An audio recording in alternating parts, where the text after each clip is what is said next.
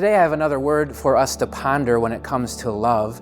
So far we've looked at the word storge, which is a Greek word for family love, and philia, a Greek word for friendship love. Well, as we explore the four loves, here's a tough one for us to chew on.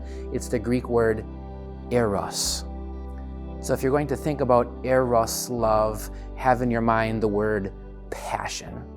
So this could be like passionate feelings, passionate emotions, even passion physically, that kind of thing. So right now I serve as a pastor at a Christian high school with like hundreds of teenagers, and I'll tell you, I see this kind of eros love pretty much every single day. And so think of like the young high school couple dancing at homecoming together, and their hearts are racing and their palms are sweaty. That's eros love. Or the young couple walking down the hallway, just swinging their hands back and forth, and I can't believe I won't see you for 2 class periods. I'll just miss you until lunchtime. Yeah, that's definitely eros love. Or the young lady on social media who posts on her story just that important post. Oh my goodness, it's been the best 5 months, 6 hours, 3 days, and 10 seconds of my entire life, and I'll just die without you, baby. That's eros love. So it's not completely shallow, but a little bit. It's so deep on emotions and feelings, though. And yes, as I mentioned, it can even be a physical kind of passion. So I suppose you could say, like, to the fullest extent, eros love would be expressed in sexual love. That is, after all, where we get the English word erotic. It comes from eros.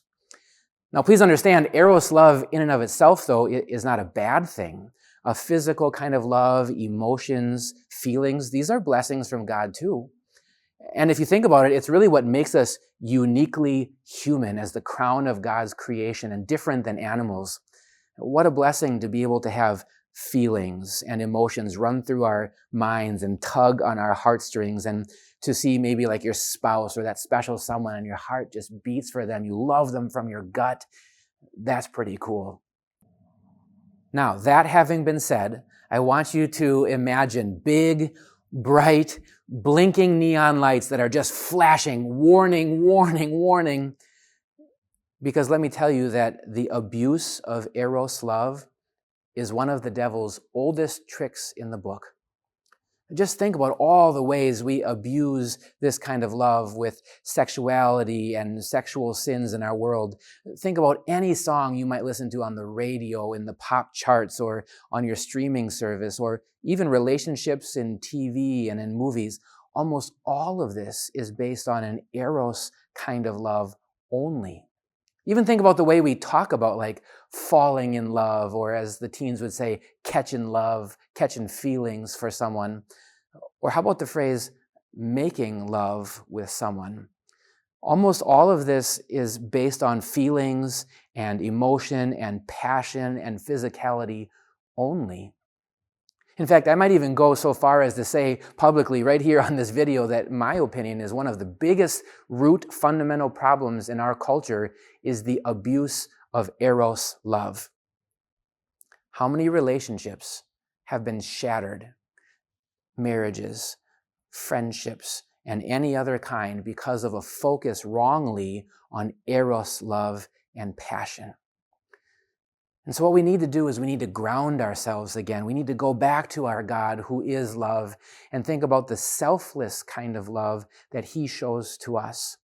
And we need to think about how personally God knows us in a very intimate way, and that he knows everything about us. He sees everything we do, and yet he still loves us so, so deeply. And so if we're going to think about showing eros love, it's that kind of love that needs to be, again, the foundation or the building block. Now, if you want a concrete example of this, I'll just point you in a direction real quick in the Bible. When you're free sometime, take 30 minutes, maybe less, and read the book of Song of Songs, sometimes called Song of Solomon. It's a little confusing, but just briefly, it's a big Hebrew poem love story about a husband and wife, and oh boy, are you going to see some passionate eros love. Now that is an appropriate kind of love. So there's nothing wrong with feelings, nothing wrong with emotions or physical love, this eros love and passion. but let's have Eros love appropriately. Let's show Eros passion, love for the appropriate people. And most of all, let's have God's amazing love drive all our passion for all people as we remember how God is love and has loved us first. Did you enjoy this video? Make sure you subscribe to us on YouTube so you don't miss a single message. Click right here.